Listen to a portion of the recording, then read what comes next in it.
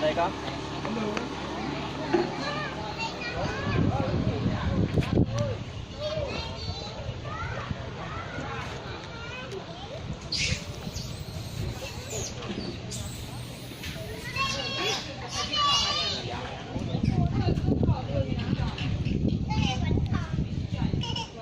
Mon cây baby rất là nhiều luôn các bạn.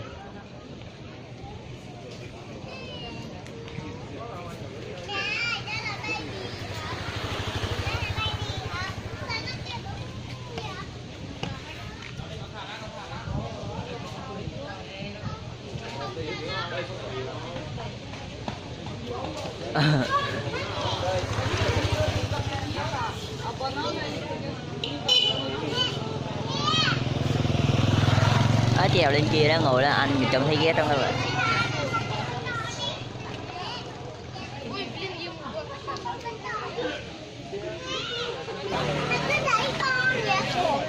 Quay liền.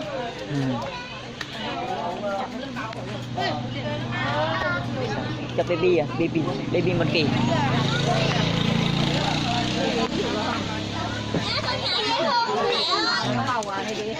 Chú mẹ ra trong tay nha, con sợ quá, sợ nó.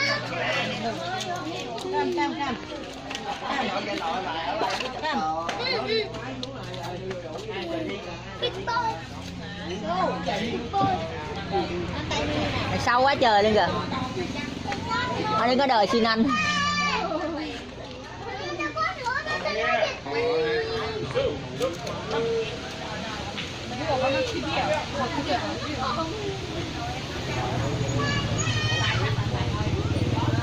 Cái con baby rất là dễ thương luôn các bạn.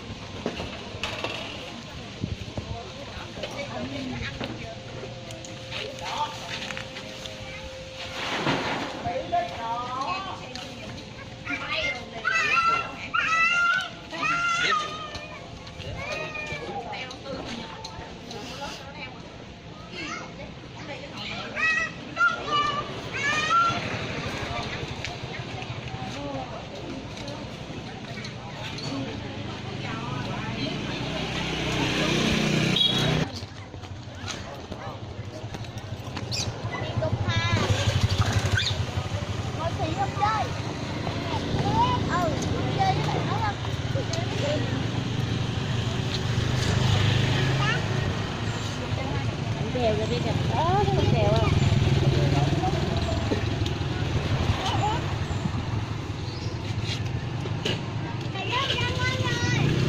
Rồi biết cất nó không? Kìa đi, giỏi không? Cất đậu phộng ăn luôn mấy bạn nhỏ đi kìa. Bạn nhỏ kìa, cất đậu phộng ăn luôn ha.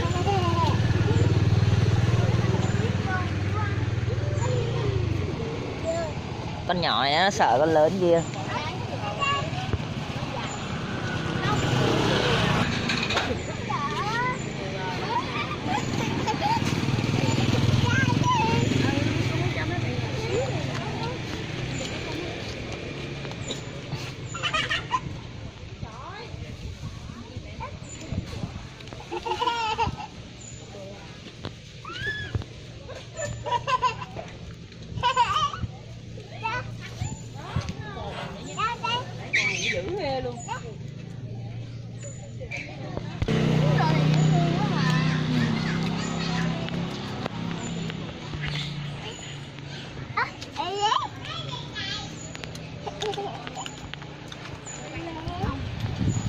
dữ.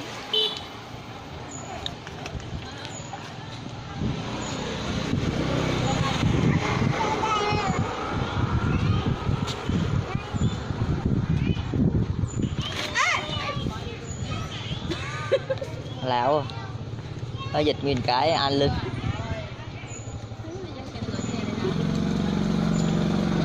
Dạ con xin lại đó, nó cho anh ăn.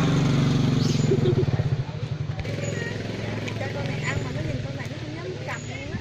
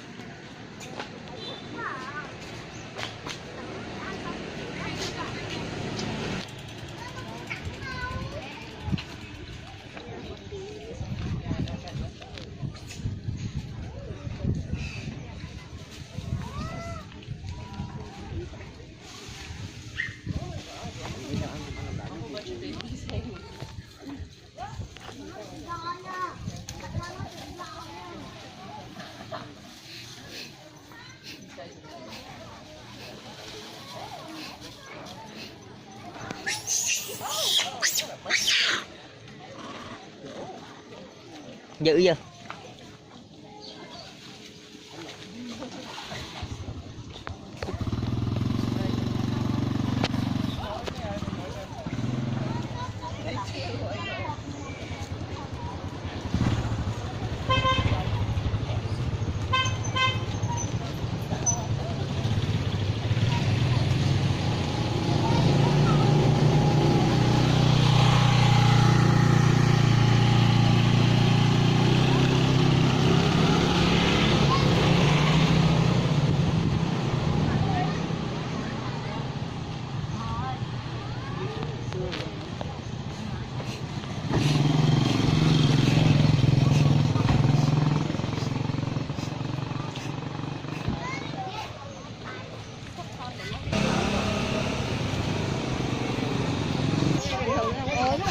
anh mận với lại cái gì vậy?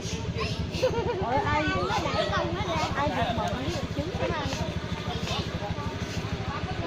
Tha hồ mà lựa chọn ăn.